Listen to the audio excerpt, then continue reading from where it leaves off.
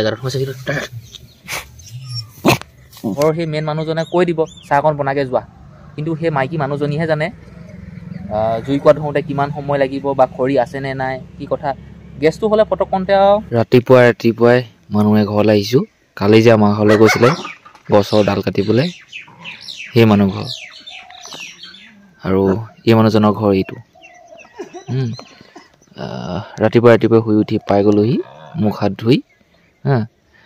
কালি ৰাতিপুৱা এই মানুহ ঘৰৰ পৰা লৈ গৈছিলোঁহি, থৈ গৈছিলোঁহি, আজি নিবলৈ আহিছোঁ আৰু মই থৈ যাবহি লাগিব। আমাৰ দেউতাৰ নাম শুনাইছে বুলি কয়। এইফালে বিলাহী বাৰী এখন আছে, মই মানুহজনৰ ঘৰৰ পৰা আনিলোগৈ বাৰু। বিলাহী বাৰীখন আছে, মই বোলো বিলাহী 2 কেজিমান ঘৰলৈ খাবলৈ লৈ যাওঁ বাৰীৰ পৰা। তাৰপিছত ঘৰলৈ যাম আৰু চিনি নাপাওঁ, প্ৰথম সোমাইছোঁ ইয়াত। ঘৰ পাই গ'লোহি মানুহজনক লৈ, এতিয়া চাহখন খাবলৈ দিছোঁ। তাৰপিছত আমি এফালে যামগৈ এতিয়া গছৰডাল কাটিবলৈ। ঘৰত চাহ খাইছে বাৰু, তেওঁ লোকৰ ঘৰত নিচিনা নহয়, হয়নে বাৰু? বেলেগৰ ঘৰত বেছি ভাল লাগে, লাগিলে নিমখেই হওক, লোকৰ ঘৰত ভাল লাগে। এতিয়া ঘৰত আপোনাক মই জুই ফুৱাও দেখা নাই নহয়, ইয়াতহে আমাৰ ঘৰতে ফুৱাইছে জুই। সেইবোৰ কেনেকৈ ফুৱাব টেকটেকাই থাকে, হয় নাই? মই এই বাগানখন ৰিজৰ্ট লৈছোঁ এই বছৰৰ কাৰণে, আৰু এতিয়া ওচৰতে এজাৰ গছজোপা আছে, এইডালখিনি কাটি দিছোঁ বাগানৰ ফালে হাউলি থকাখিনি।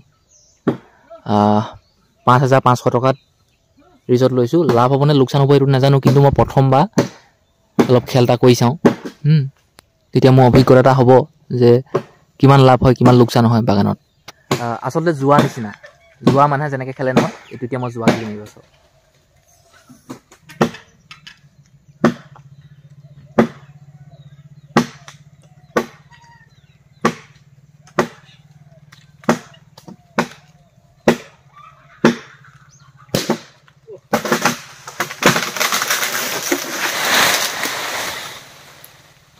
সেইফালে গোবৰ অলপ আছে, প্ৰায় সেইফালে আপুনি গোটেইখিনি কটাই দিব। এইফালে যাওঁ ওপৰলৈকে নকটাব দেই, মোৰ লোকচান হ'ব নহ'লে।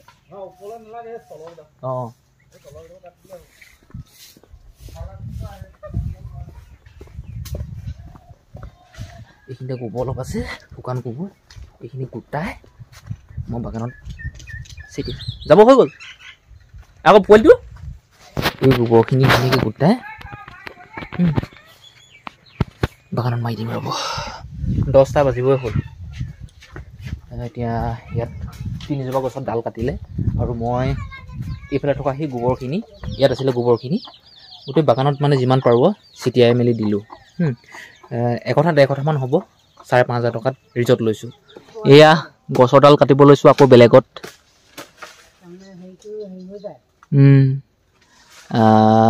য'ত মই বাগান লৈছোঁ, এইফালে চাওক, এই বাগানখন লৈছোঁ এই বছৰলৈ।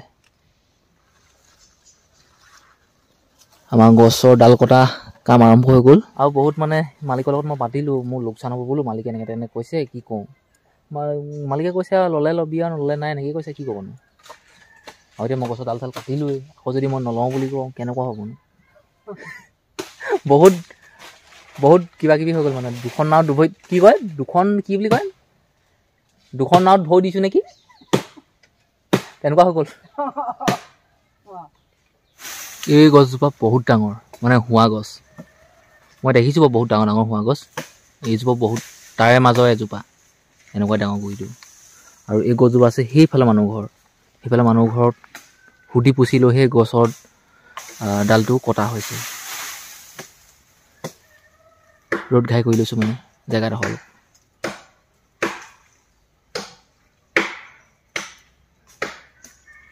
এইফালে গছডাল চফা কৰা মানুহ আছে, এইফালে মোৰ মানুহ, এইফালে সেই মালিকৰ মানুহ। বাগানৰ অৱস্থা এনেকুৱা, কলম কাটি কৰি একদম চাফ চিকুণ কৰি ল'ম, সাৰ জাবৰ ধুনীয়াকৈ দিম, পাত ওলাব, নোলালেও নাই। অকল এখন বাগানত মই ডাল কাটিব নালাগে, বাকীবোৰ প্ৰায় গছ বাগানতে ডাল কাটিবলগীয়া হৈছে। মটৰচাইকেলখনত এই চিলিণ্ডাৰটো বান্ধিলোঁ, এইটো খালী চিলিণ্ডাৰ, আৰু এটা আছে, এইটো এতিয়া খালী চিলিণ্ডাৰটো দি দোকানত ভৰা চিলিণ্ডাৰ, মানে ভৰাই থোৱা চিলিণ্ডাৰ এটা আনোগৈ। আৰু মই দোকানীক দাম সুধিছিলোঁ, 50 টকা নে কিমান ক'লে মই ফোন কৰি সুধিছিলোঁ। আৰু এটা কথা মই আজি আপোনালোকক কওঁ, এটা সঁচা কথা, আমাৰ গাঁৱৰ সহজ সৰল মানুহৰ কথা ক'ম, জীৱন সংগ্ৰামৰ কাহিনী। এতিয়া আহি আছে মাঘ বিহু আগন্তুক, আৰু সেই আগন্তুক আহি থকা মাঘ বিহুৰ লৈ মানে কি হ'ব, আলহী উঠতি যে কেতিয়া আহিব, ৰাতি আহিব, ৰাতিপুৱা আহিব, দুপৰীয়া আহিব, যেতিয়া তেতিয়া আলহী আহিব। আৰু সেই আলহী আহিলে আমি সা শুশ্ৰূষা কৰিব লাগিব, চাহ দিব লাগিব, কথা বতৰা পাতিব লাগিব, খুৱাব লাগিব, পিন্ধাব লাগিব, এনেবিলাক। মানে কি হ'ল, খৰিত আমি গাঁৱৰ সাধাৰণ মানুহবিলাকে খৰিতে চাহ ভাত এইবিলাক বনায়, আমিও বনাওঁ, আমাৰ ঘৰতো বনাওঁ। কিন্তু এতিয়া কি হ'ল, বিহু আহি আছে, বিহুত মানুহক চাহ কিবা কিবি বনাই সোনকালে খুৱাব লাগিব লৰালৰিকৈ। সেইবাবে এই খালী চিলিণ্ডাৰটো লৈ ভৰাই থোৱা সেই চিলিণ্ডাৰ এটা লৈ আহোঁগৈ। এনেই আমি আনিবলৈ আমাৰ মন নাযায় বা আমি আনিব নোৱাৰিম।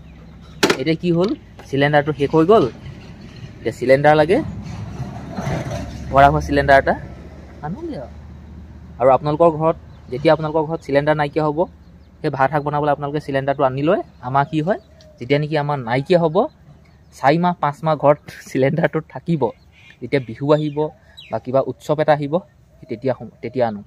এই কথাটো সঁচা নে মিছা আপোনালোকে ক'ব। আমাৰ ঘৰত ঠিক তেনেকুৱাই, আমাৰ ঘৰত 2 মাহমান হৈ গ'ল চিলিণ্ডাৰ নাই।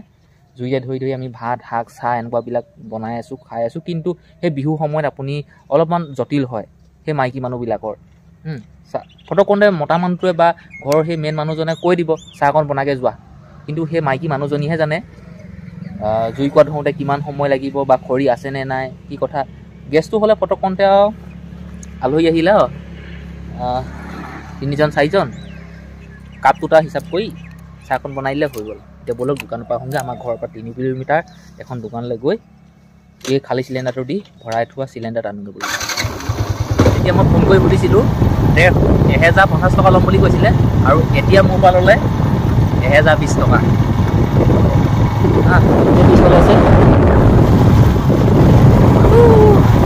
এতিয়া মানে ভালেমান দিনলৈ চিন্তা নাই আৰু আলহী আহিলে ময়ো ফটকতে চাহ এখন বনাই খুৱাব পাৰি। এতিয়া চিলিণ্ডাৰটো গাড়ীখনৰ পৰা নমাওঁ, 1020 টকা ভৰিলোঁ, আৰু ৱেইটটো 30 কেজি থাকিব লাগে। এতিয়া ভিতৰলৈ নিয়াৰ আগত মানে চিলিণ্ডাৰটো তললৈ নমাই ধুনীয়াকৈ চাফ চিকুণ কৰিহে ভিতৰত ভৰাম। আপোনালোকেও যদি এনেকৈ নতুনকৈ চিলিণ্ডাৰ দোকানৰ পৰা কিনি আনে নহয়, ভালকৈ চাফ চিকুণ কৰিহে সেই পাকঘৰত ভৰাব। কাম হৈ আছে দেই, কাম হৈ আছে। আৰু আমাৰ ঘৰটোৰ মুখৰ আগত থকা সেই মানুহ ঘৰত পূৰা ডেক বজাই আছে। হৈ ঘৰলৈ লৈছে আৰু কেইটামান ল'ব নোৱাৰিলে, তাককে কেইটামান লৈছে। সেইটোও হয়, ঠিক আছে। এই খেৰখিনি ধুনীয়াকৈ মুঠামুঠকৈ বান্ধি সেই ঘৰত ভৰাব লাগিব।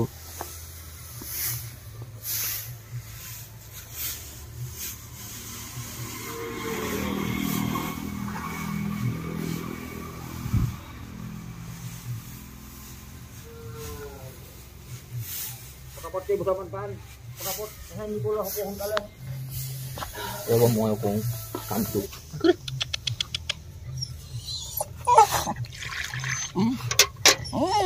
ধৰ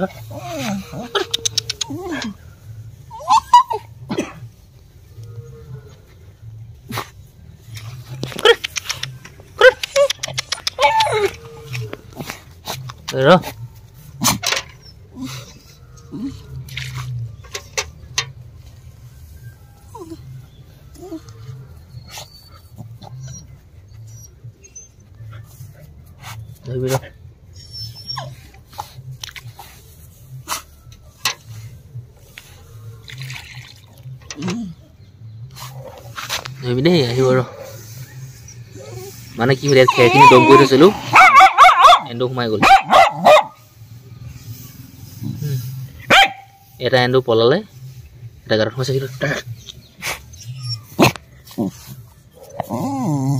উলিয়াব নোৱাৰিলোঁ, এন্দু মৰিলে গাঁততে। মই ভৰিত ধুই ওলাওঁ ন, এজনক থৰিবগৈ লাগিব ঘৰত। 5টা হৈ গ'ল এতিয়া সময়, আৰু আমাৰ ঘৰলৈ গছডাল কাটিবলৈ অনা সেই মানুহটোক মই ইয়াত থ'বলৈ ওলাইছোঁ। ব'লক একদম ঘৰত থৈ আহোঁগৈ। খৰি এমুঠা লৈছে আৰু শাক এমুঠা লৈছে, আৰু কিবা এটা পইচাও দিছোঁ মাল খাবলৈ বুলি। 1 কোৱাটা 2 কোৱাটাই মালেই নহয়গে, এনেকুৱাই খায় হয়নে মিনুদা? বহুত খাব পাৰে চব আছে মাছ নহয় মাংসও আছে ওচৰত চব ওচৰত চব পইচা ককা অকণ আগত যাব লাগিব আৰু মিনুটা আমাৰ কোনো নাই পইচা ক'ত থৈ বুলিছে ধানত সোমাই থয় মাল ক'ত থয় ধানৰ বস্তাৰ ভিতৰত হয় নাই মিনুটা বোলক থৈ হয় নি যিজন মানুহ আমাৰ ঘৰত গছৰ ডাল কাটিবলৈ আহিছিলে সেই মানুহজনক মই ৰাতিপুৱা লৈ আহিছিলোগৈ আনিবলৈ গৈছিলোঁ মানে আমাৰ ঘৰলৈ আকৌ থৈ আহিছোঁগৈ আমাৰ ঘৰৰ পৰা খৰি এমুঠা আৰু শাক এমুঠি লৈ গৈছে মানে দি পঠিয়াইছিলোঁ মৰমতে তাৰপিছত আকৌ আহিব কাহানিকৈ আহিব মই নকওঁ কিন্তু আহিলে আপোনালোকে গম পাব আহিব আকৌ মাতিম আকৌ গছৰ ডাল অলপ কাটিবলৈ আছে কাটি খৰি কাৰণে নহ'ব মানে কি অলপ অশান্তি হৈ আছে সেই খৰিখিনিৰ পৰা গছখিনিৰ পৰা এতিয়া ভাতটো খাই লওঁ এইফালে ভাত এইফালে শুকান ভাজি এইফালে ফ্ৰেঞ্চবিন আলুগুটি এইবোৰ ঘৰ আকৌ সেই কালি শাকখিনি আকৌ ইয়াতে মিলাই দিলে এইখিনি বেলেগকৈ দিব লাগে শাকবোৰ